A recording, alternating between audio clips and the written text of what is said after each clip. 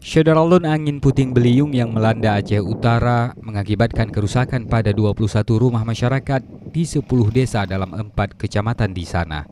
11 bangunan rusak berada di Kecamatan Merah Mulia, kemudian 12 lainnya di Paya Bakung, 3 di Nibong, dan 2 lainnya berada di Kecamatan Nisam Antara. Kerusakan umumnya terjadi pada bagian atap rumah di mana hampir seluruh seng diterbangkan angin. Saat kejadian Syederalun atau pada Selasa pukul 17 waktu Indonesia Barat, gemuruh angin serta hujan deras membuat warga panik hingga ketakutan dan memilih bertahan di dalam rumah sambil melafalkan doa dan zikir. Selain merusak rumah, peristiwa alam ini turut merusak barang-barang berharga seperti perabotan dan peralatan elektronik. Hujan, pada hujan hana berat lah orang kat piyuh kena mandum. Nah piyuh orang nan 17 tahun anda kat mangkano dalam ya. Dengan tiba-tiba teka angin dari timur, handis di dunia.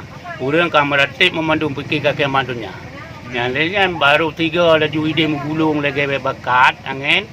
Digerak ju 3 digerak ju hana batu-batu. 3 ju bubung wiho bak tengah rumah ngop. Ya banjir jadi. Man kali geraknya ilung kali kaya waktu kali kena. Pak suadi hinain gedang ko nyampi ke musai batembak. Ya banjir dia. Ini kaplu mandum. Anali urang ino. Nyok kalibot. Ya.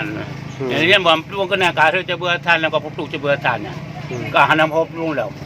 Habis kena cai ke banyak hana bak kaya baru mau letong ke. Ya banjir dia ni. Dari Lok Sukun, Jafarudin, Serambi On TV.